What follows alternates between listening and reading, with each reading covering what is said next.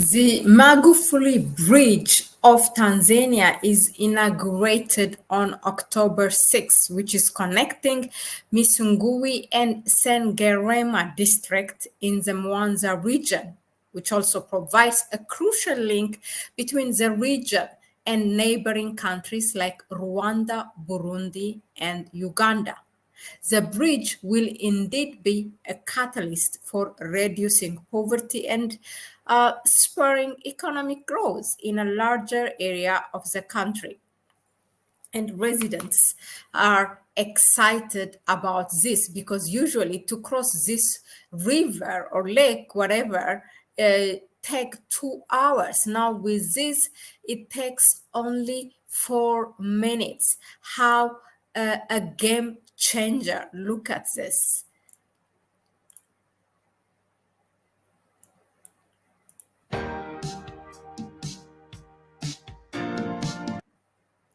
Yeah, this is the bridge, and it's 520 meter.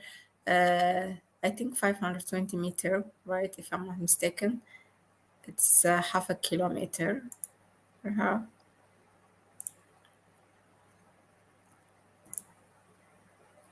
So according to the resident, this is what they say. The bridge is a savior to people on both sides of the lake. It's a savior to our lives and businesses.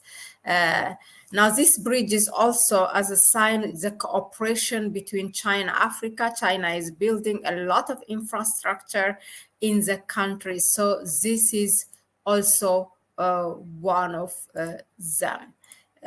Now, the two sides of the main Magufuli Bridge across Lake Victoria in Tanzania and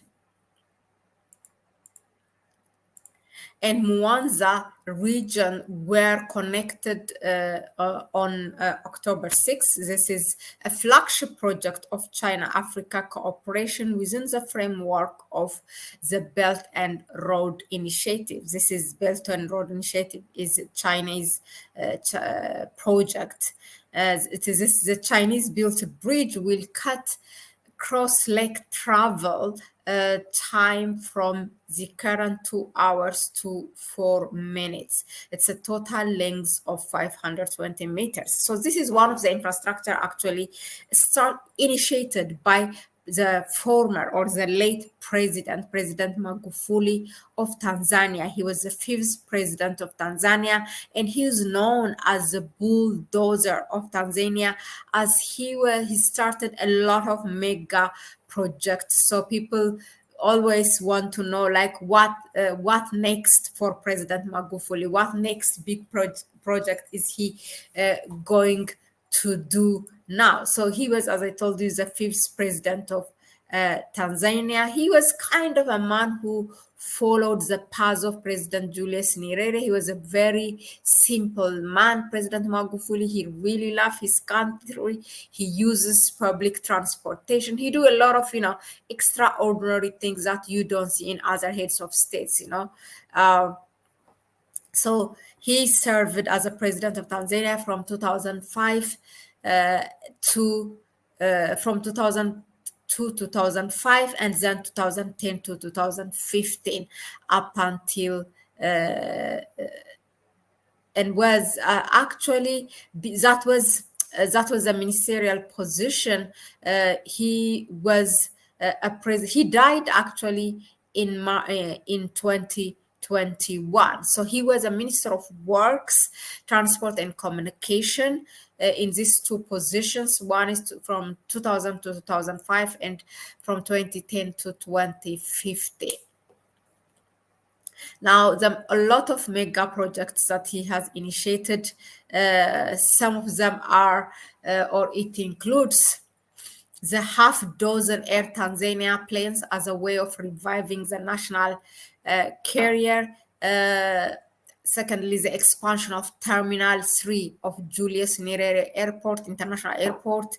Thirdly, construction of Tanzania's standard gauge railway.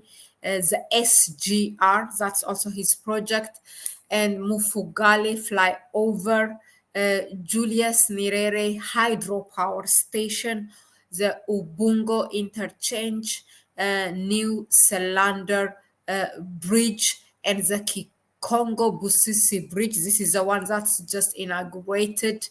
And a lot of others, also expansion of port of Dar es Salaam, the Dodoma bus terminal. All these are Magufuli projects. But that until President Suhulu is now finishing what is started by President Magufuli. I mean, I really congratulate her, because there are some heads of states or leaders, when they take power, that they don't want to finish what is started by the previous, like they are enemies, and then at the expense of people who are going to benefit from that project, they will just halt it, because they don't want to have, they just don't, if they finish that project, they think that it will only benefit that president that was before them. So what we have to learn in Africa is that this kind of national projects should be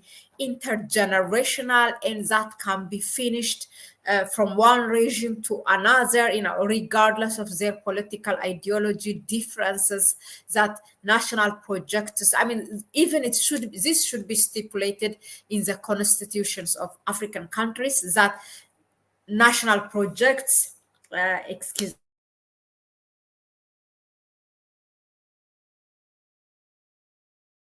that sorry about that, leaders, when they come to power, they have to commit that they are going to finish that project regardless of their differences with the previous one, because those projects will benefit the people. Not really, it doesn't matter who is the ruling party or who is ruling the country. So uh, congratulations to President Suhulu of Tanzania. But with regards to the Dodoma port of Dar es Salaam, I doubt it, because there is there is I have read that the Indian the Indians or others are going to actually run it, not really the Tanzanians. But yeah, I mean, she has done a lot of things in terms of buying new airplanes. That was also Magufuli's project. Finalizing this standard gauge railways, is known as the SGR. Very, very nice and beautiful, really. And also now this Magufuli Bridge. So well done. It's good for the Tanzanians. It's good for the neighboring countries as well.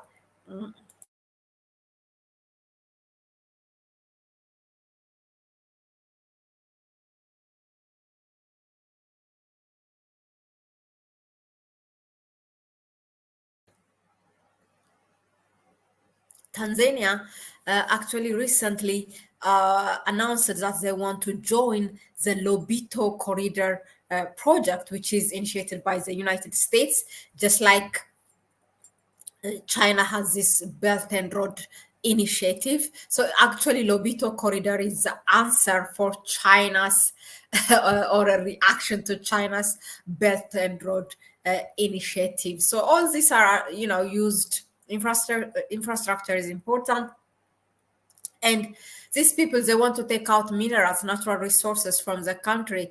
The Lobito corridor is supposed to connect Angola, DRC, Zambia, and now Tanzania is added because United States says they want to reach also to the Indian Ocean, and the president also said they are interested in joining this Lobito corridor. Just to say a little about the Lobito corridor and the China's Belt and Road Initiative. Look, the ascent of China's economic influence in Africa is undeniable, with China surpassing the United States as the continent's largest trade partner. This is according to a report in 2009, and more recently, quadrupling the US-Africa trade volume. Now, the trade gap has US policymakers concerned over eroding US influence on the continent, increasing the appetite for developmental and infrastructure investment to facilitate US-Africa economic ties. It's in this context that Lobito Corridor, which is 1,300-kilometer railway traversing Zambia, the DRC, and Zambia, that this was introduced in 2023. Look, now Tanzania is just added because the United States want to reach there and also get whatever they can get in terms of mineral and natural resources from these African countries. Our just heads of states keep on welcoming it. I don't know what is the benefit now with this for Tanzania or even for others. President Biden, by the way, in terms of all this election chaos in America, he is currently not planning, it's planned that he's about to pay visit in Angola related to the Lobito Corridor project. But because of the hurricane that's happening in the US now, it's just that his visit is delayed. But he will come. It's that much important. The man shouldn't even leave his house, let alone fly and go visit, pay visit, this and that, So, but it's a big battle that's happening, US versus China in Africa. So let us know in the comment section, first of all, what do you think of, the current president of Tanzania finishing what is started by the previous one? And secondly, the Belt and Road Initiative versus the Lobito Corridor, and Tanzania joining currently Lobito Corridor project. Yeah, let us know in the comment section. Thanks again for tuning in. Please go ahead and subscribe to the channel, give it a like, and share the video with others. You can support us through our PayPal account. You can find it in the description section. Thank you. My voice is not really good. I have cold, but still I am here. And yeah, sorry for that. Bye-bye.